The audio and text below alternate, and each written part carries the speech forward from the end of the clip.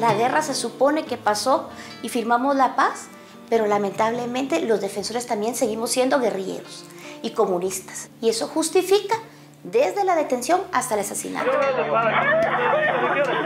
está. Háganme el favor.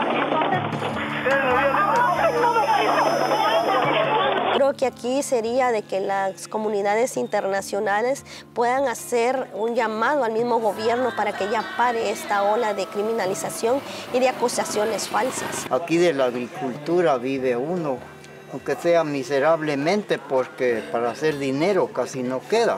Y si nos vienen a destruir las tierras aquí, ¿qué vamos a hacer nosotros? ¡Ey, suéltalo! Mi esposo solo nada más llevó su almuerzo, fue a manifestar pacíficamente. Lo mataron, lo asesinaron en la cumbre de Alaska.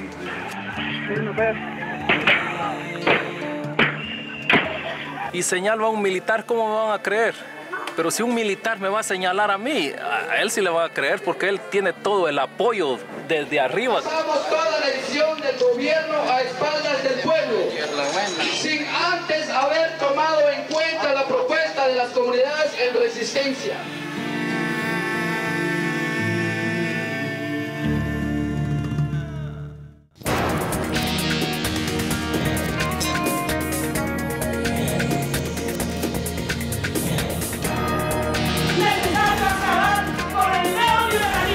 Vamos a hacer una minga.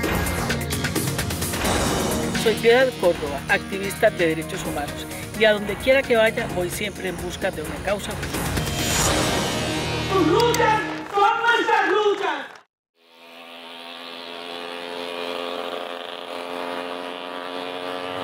Estamos aquí en el municipio de La Puya, departamento de Guatemala, donde se llevan a cabo varios proyectos de extracción minera. Es bien sabido que la estrategia de macartización, de señalamiento delincuencial de la protesta social es el argumento que utilizan los poderosos, que además se arrodillan, se ponen, se colocan al favor y al servicio de las grandes empresas locales y de empresarios de las multinacionales, que tienen además en su haber medios de comunicación poderosísimos contra hombres y mujeres que están resistiendo en defensa de la vida. Buscan que ese modelo productivo, exportador, extractivo, se pueda consolidar y de esa manera acallar la protesta social de estos hombres y de estas mujeres que aquí en Guatemala y en muchos lugares de América Latina están defendiendo la vida, sus recursos naturales y el medio ambiente, es decir, la tierra.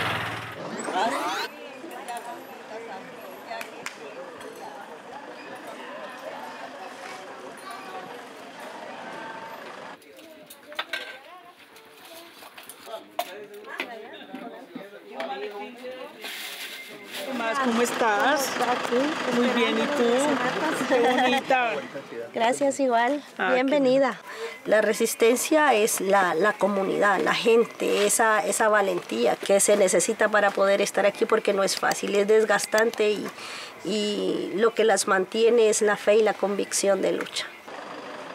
Aquí la gente que ustedes ven es la gente que ha mantenido esta resistencia por año y medio ya. Vienen hijos, padres y madres a hacer sus turnos. ¿Qué es lo que esta empresa quiere hacer aquí? Supuestamente extraer metales como ver oro, plata, cobre, pienso yo tal vez. Son los estudios que ellos han hecho y eso es lo que ellos quieren hacer. ¿Y les consultaron a ustedes o no les consultaron? No, nada. Cuénteme, compañero, ¿les consultaron en alguna? Pues ellos cuando vinieron a hacer los primeros estudios, ellos decían que andaban viendo si en los terrenos había algún mineral. Pero en una oportunidad me dijo el que andaba trabajando con ellos que si habría oro en esta región, que estas comunidades tendrían que desaparecer. Yo la vez pasada tenía cerca de donde perforaron unos pozos que tienen ahí y fíjese que se hizo una presa y cuando se rompió para abajo yo sentí favorecer, ¿va? Y entonces de ahí saqué agua para fumigar yo mi frijolito. ¿Qué hice? Me botó la flor, porque son aguas contaminadas, eso es lo que deja eso, fíjese. Ajá, y ahí es donde uno pierde y tiene temor que se esterilicen las tierras y que ya no comamos. Y ellos tranquilos llevándose todo. El movimiento de tierra que a nosotros nos preocupa mucho porque abajo hay comunidades donde ese movimiento de tierra en tiempos de invierno, el mayor temor es que deje desaparecidas a esas comunidades. Pero en este momento ellos están moviendo tierra. Ahorita no, desde que nosotros estamos aquí desde hace año y medio está parada el proceso. Sí hay maquinaria allá adentro, pero no pueden ingresar. Allá se alcanzan a ver unos hombres, ¿sí? Sí, son la seguridad que mantiene ahí la empresa para impedir que la gente pase. Sí, en algunas ocasiones dispararon de allá para acá para intimidar cuando recién empezábamos, pero denunciamos eso también, entonces ya. ¿Pararon? Sí, porque supimos que el dueño de la empresa esta de seguridad es un exmilitar también.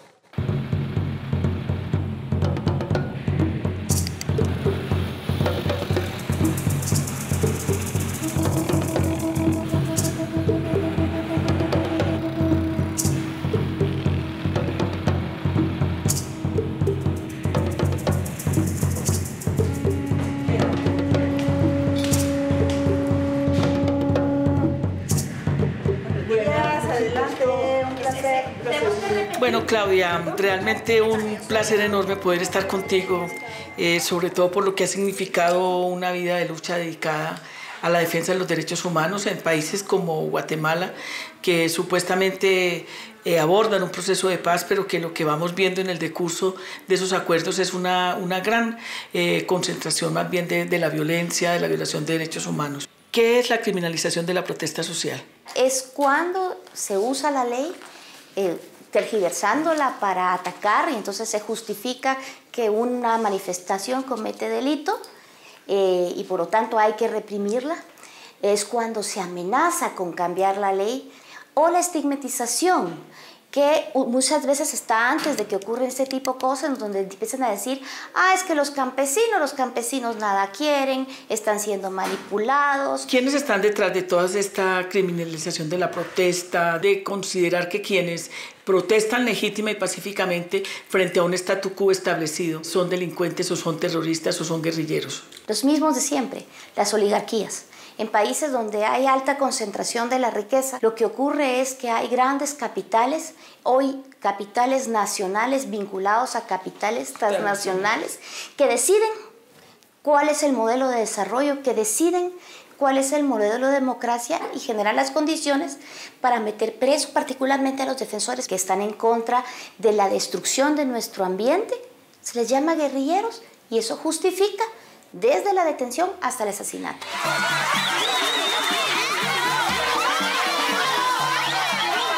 Lo único que estamos haciendo aquí es plantarnos frente al portón de la empresa minera, que son los responsables, y ellos y el gobierno de esta situación. Lo que ha pasado en Toto y en Varías ha sido por lo mismo, por la provocación que el gobierno manda a los pueblos, y denunciamos que no estamos de acuerdo a que ellos vengan a reprimirnos y a violar nuestros derechos.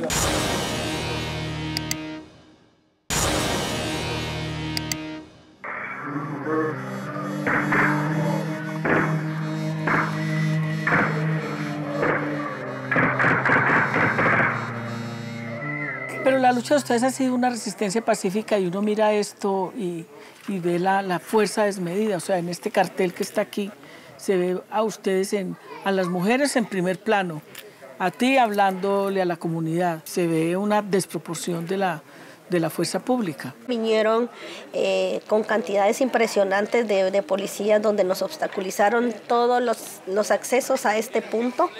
Entonces, para nosotros era impresionante el despliegue que hizo el gobierno de tanta seguridad pública. ¿Cómo miran ustedes esos señalamientos, esa criminalización, el hacerlos ver ante la opinión de los demás como que fueran delincuentes? Ellos tienen todo el poder de hacerlo porque, como le digo, tienen apoyo de gobierno, de autoridades. Buscaron a líderes así, exalcaldes de las comunidades, a los propios alcaldes. O sea que es una corrupción que viene de mucho tiempo, donde siempre ellos quieren tener al pueblo bajo el pie, porque nosotros para el gobierno actualmente, ahorita, esta gente que vemos aquí, para ellos somos un estorbo, como una piedra en el zapato. Claudia, ¿qué formas de criminalización de la protesta se dan aquí en Guatemala? Mira, aquí tenemos particularmente la utilización judicial. Efectivamente se reprime la protesta, la manifestación, pero también como eso se cae de su peso, porque tú metes a alguien por terrorismo, por haber estado en una calle, es complicado, han empezado a cambiar los delitos.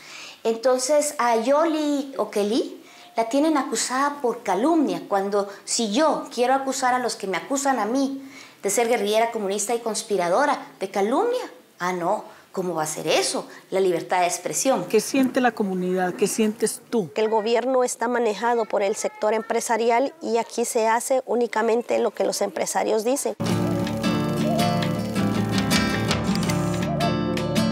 1821. En el texto que promulga la independencia de España, se lee que siendo esta la voluntad general del pueblo de Guatemala, el señor jefe político lo manda a publicar para prevenir las consecuencias que serían temibles en el caso de que la proclamase el mismo pueblo.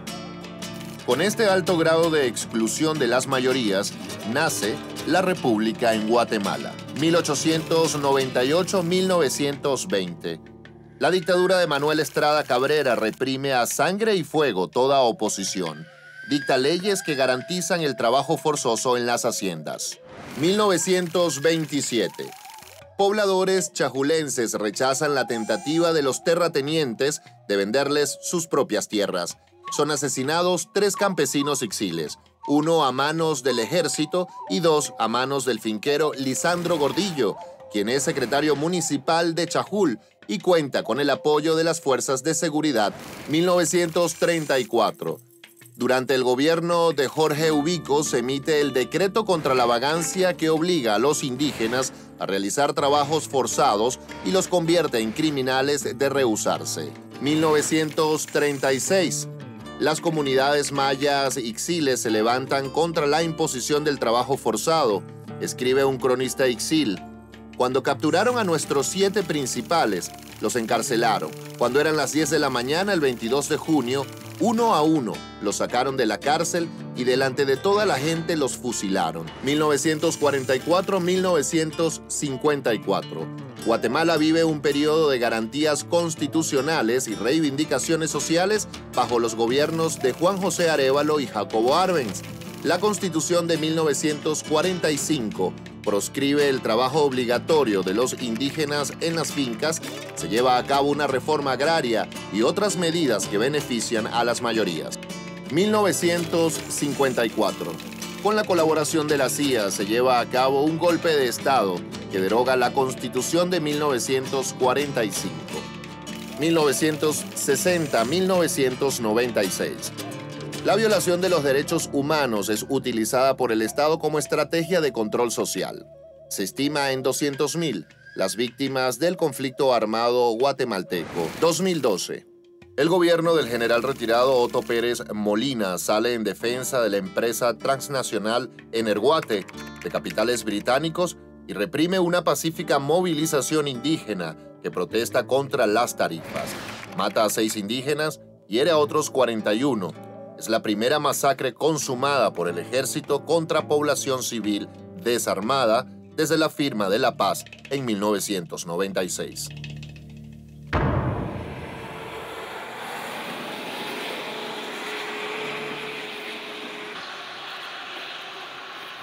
Licenciado José Santos, ¿dónde estamos?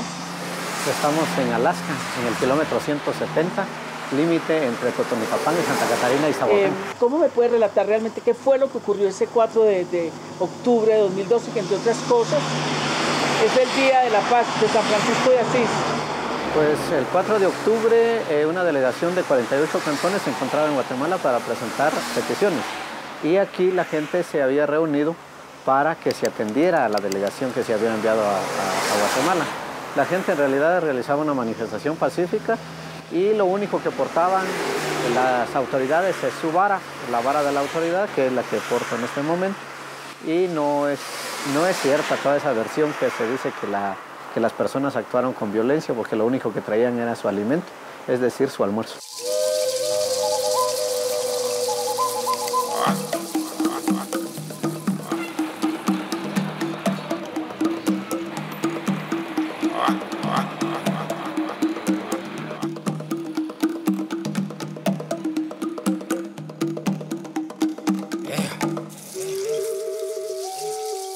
¿Cómo recibió usted, siendo ya ministro, ya posesionado después de la elección del presidente, la masacre del 4 de octubre del año pasado? Ahí no hubo nada de intención, ningún dolo. Por el contrario, hemos seguido protocolos de respeto a los derechos humanos, porque al final del día también no solo es un blindaje sobre la base de las actuaciones profesionales de las fuerzas de seguridad, sino también es garantía para nosotros, ¿verdad? Aquí la responsabilidad es una responsabilidad que llega desde quien está en el campo hasta quien está al frente de la cartera. En ese momento el gobierno empezó diciendo, no fuimos nosotros, se dispararon solos, ¿verdad? Pero había videos. Y al final tuvieron que aceptar la responsabilidad. Fueron 6 muertos, 2 personas desaparecidas que aparecieron muertos, uno muy inmediato y otro a los varios días. Y un número que cada vez vemos que son más porque mucha gente se fue a su casa muy asustada, pero sí de 26 heridos, de los cuales el Estado solo quiere hacerse responsable de 6. Y como sociedad civil y desde la solidaridad se le ha tenido que dar atención médica. Hay gente que perdió el uso de las piernas y que ya no va a poder trabajar en el campo. Y estamos hablando de gente de campo que vive de su trabajo, de sus piernas y de sus manos. A los defensores se les acusa de asesinato y con fotos, videos, testimonios por mayor peritaje, a los soldados, en el caso de Totonicapán, se les acusa por homicidio culposo. Ministro, o sea que usted me puede afirmar categóricamente, aquí no se criminaliza la protesta social, ni se estigmatiza a los defensores y defensoras de derechos humanos. No, yo no criminalizo a nadie. Yo creo que cada persona se criminaliza a sí mismo si con sus actuaciones encaja en lo que tipifica un código penal, ¿verdad?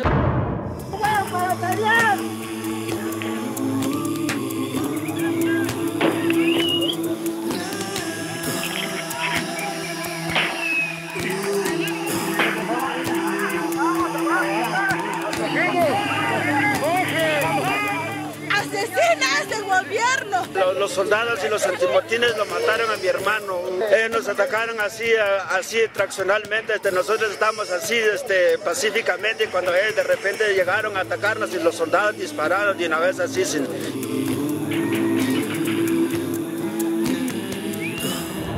¿Quiénes son las víctimas más frecuentes de esta criminalización? Las víctimas a las que más duro les dan son comunidades que han demostrado que la economía indígena ligada a la tierra puede ser productiva, como en el caso de San Juan y Totonicapán, y que puede generar riqueza, pero no la riqueza del capitalismo, sino la riqueza indígena que le permite a la gente salir adelante. La segunda mitad del siglo XX en Guatemala fue una de las más sangrientas del continente, según datos de la Comisión de la Verdad. El conflicto dejó además de 200.000 muertos, 50.000 desaparecidos, 1 millón de personas desplazadas, 200.000 huérfanos y 40.000 viudas. Repasemos. 1967. El gobierno de Julio César Méndez Montenegro restablece el decreto 2795, promulgado por el exdictador Jorge Ubico, que dice que estarán exentos de responsabilidad criminal los propietarios de fincas. Se otorga a los terratenientes permiso para matar. 1974. El presidente Keel Laugerot aplica las técnicas que el Pentágono ensayó en Vietnam. Guatemala es el primer laboratorio latinoamericano de la guerra sucia. En los pueblos se ven puertas marcadas por cruces de alquitrán y en los caminos hay cabezas clavadas en picas para advertir. 1978. Hombres y mujeres con niños protestan en la plaza de Panzós, Alta Verapaz.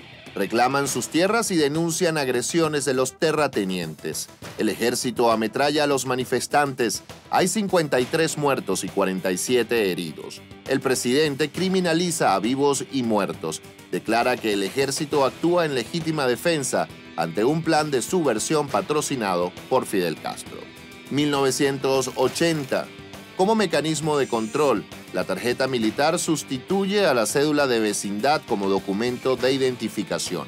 Quien no la posee es sospechoso de insurgencia y es preso o asesinado. 1979-1985. Los gobiernos de los generales Romeo Lucas García Ríos Montt y Humberto Mejía implementan la táctica de tierra arrasada. Aniquilan no solo al enemigo armado, sino a las organizaciones sociales y se ensañan contra la población maya. 1996. Se producen los acuerdos de paz entre el Estado, ejército y la guerrilla. Tras la paz, se abren las puertas del país a la profundización del modelo neoliberal. 2005. Se firma el Tratado de Libre Comercio. Los líderes de las comunidades denuncian que este tratado pasa por encima de los compromisos adquiridos por los convenios de paz. 2014. El gobierno del general Otto Pérez Molina se caracteriza por dar continuidad a la expansión de las multinacionales.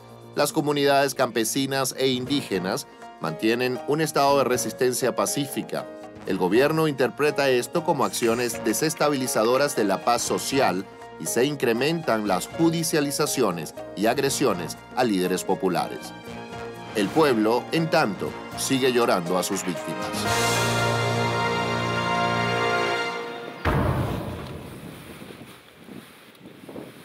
¿A usted realmente los han tratado como criminales?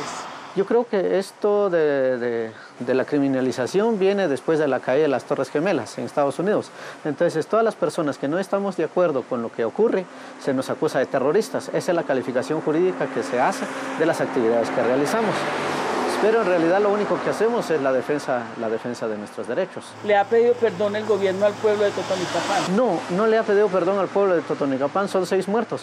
Si el señor presidente no ha pedido perdón por las masacres que cometió durante el conflicto armado. ¿Cómo se fortalece esa decisión de resistencia pacífica? Definitivamente que es la fe que nos mantiene y acompañado con la convicción y la claridad que tenemos para poder resistir y decirle al gobierno ya basta de tanta injusticia.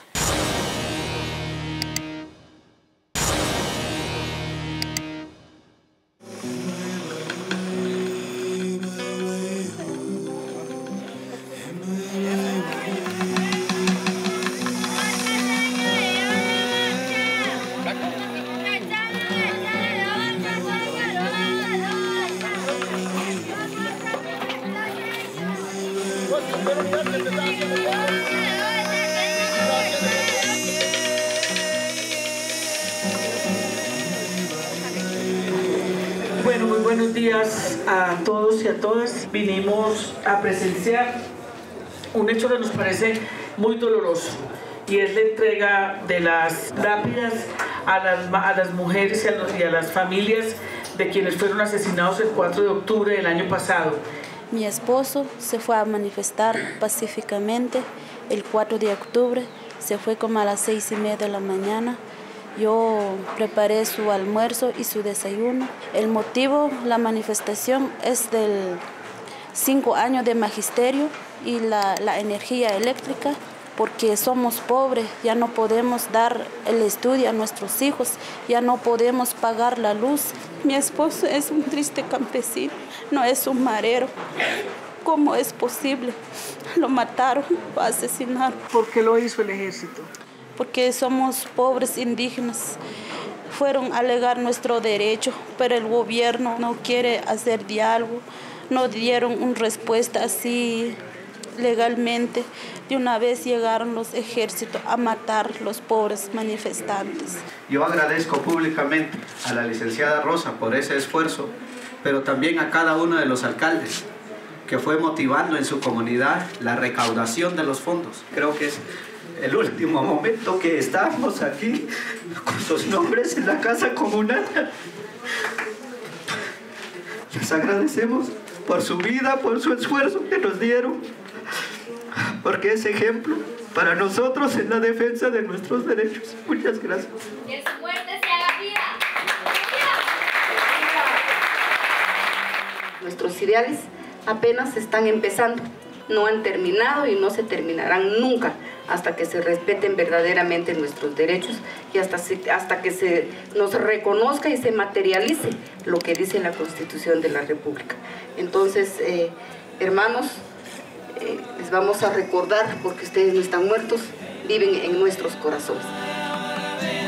Nuestra presencia como causa justa obedece fundamentalmente a lo que quiero expresarles, a la manera de reivindicar esa lucha que, como ustedes dicen, los hace mártires, pero que precisamente esa lucha que permanece los vuelve héroes y heroínas, no solamente de Guatemala, sino de América Latina en general y del mundo. Y eso sirve para fortalecer una lucha que entre todos tenemos que seguir dando en defensa de nuestra tierra, de la Pachamama, en defensa del territorio, de nuestra cultura y de impedir el avance del neoliberalismo que arrasa pueblos enteros y que somete a los pueblos a la miseria. Mil gracias.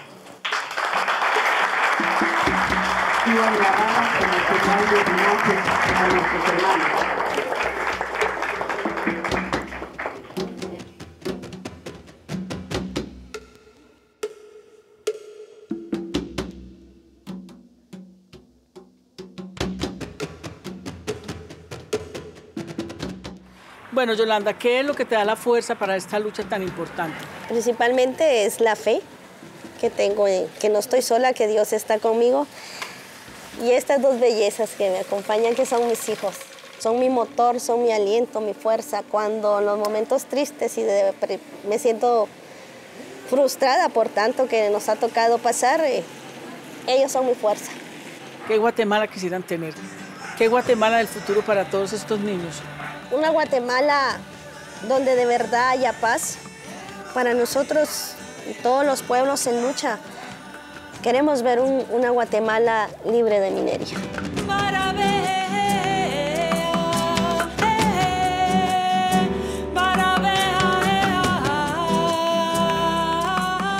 Sabemos que para nosotros es de gran importancia que a nivel de todo el mundo pues se sepa, ¿verdad?, qué es nuestra resistencia, cómo se valoriza para nosotros aquí el tener una resistencia pacífica.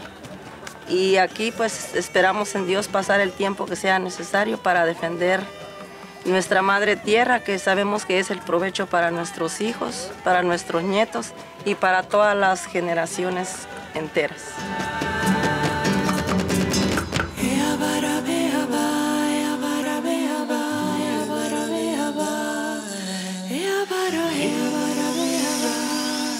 Ah